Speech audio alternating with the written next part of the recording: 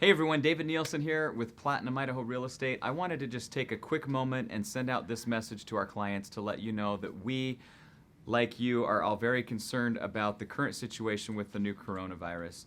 And I also want to take this opportunity to let you know what our thoughts are on how this current situation might affect our local real estate market.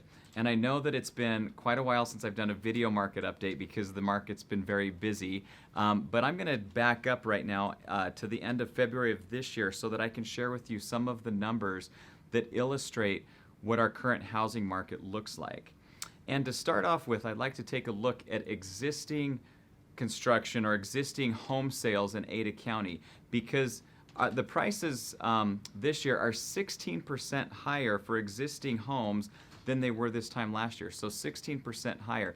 If you take a look at new construction, those prices are 9% higher now than they were this time last year.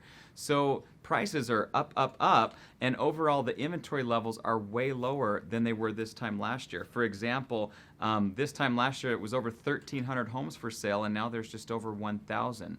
In comparison, I want to share with you what it looked like in February 2008 when prices also reached a peak in 2007 and 8. Inventory levels were about 4,500, which is 4 times today what inventory levels are right now. So bottom line is the Treasure Valley real estate market is very, very, very tight. It's the simple law of economic law of supply and demand where the demand is responsible for those rising home prices.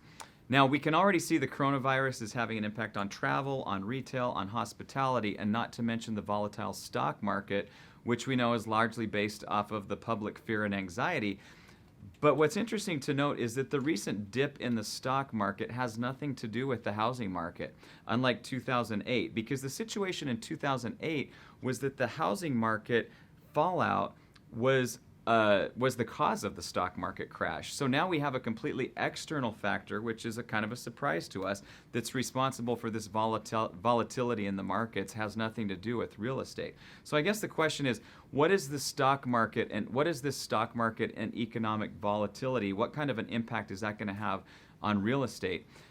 Or is it going to have an impact on real estate? And in the short term, I think it will have an impact on real estate.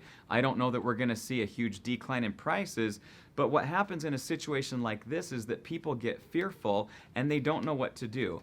It doesn't help to calm our fears that we have essentially a lockdown, which, by the way, I'm completely in favor of, to help with the unintended spread of the virus. But when you're in a lockdown, people just do nothing.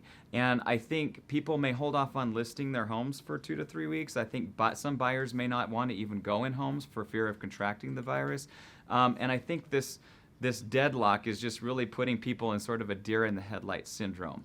I think that once the rate of the virus decreases or things get under control a bit and we have more testing and learn more about the virus, I actually think that housing prices are going to remain strong. I think the stock market's going to rebound, which is an incredible opportunity for those who want to jump in it now. And we are really, really optimistic that despite this current setback, our real estate market, especially here in the Treasure Valley, is going to remain very, very vibrant. So what should you do if you're thinking of making a change?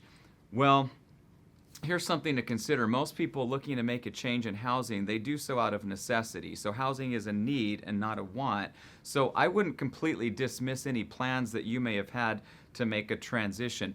I think that what we need to do is we need to watch things carefully.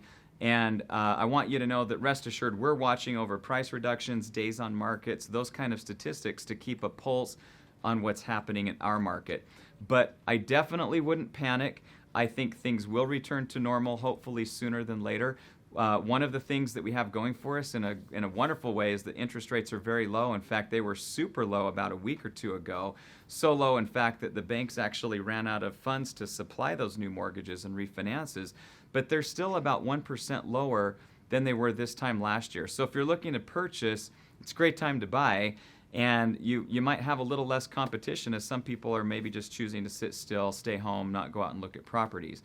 And if you're looking to list, unless you're going to see a decline, unless we see a decline in home values, which we're paying attention to that. But if you need to sell, I wouldn't hesitate to sell your home either. Spring has always been a great time to list, and you have to remember that it doesn't take 5 people to buy your house. It only takes one buyer to sell your house. So, and there are people out there that still need housing despite the current situation. So, bottom line, I guess my message to you is that we are really optimistic that our housing market is going to withstand this temporary economic setback that we're experiencing from the coronavirus. We're also optimistic that the economy is resilient enough to bounce back from this, and we see a lot of good things ahead. But if you ever do have questions about the real estate market or what's happening, or if you need anything at all, just reach out to me or any member of our team. We're happy to share with you what we're seeing in the market, and we want to be a good resource for you. So with that being said, in the meantime, we hope that everybody stay safe, get rest, eat well, take your vitamins, and we'd like to thank all of those who are contributing to do your part to limit the spread of this illness during this time, and hopefully we'll be back with you soon. Take care.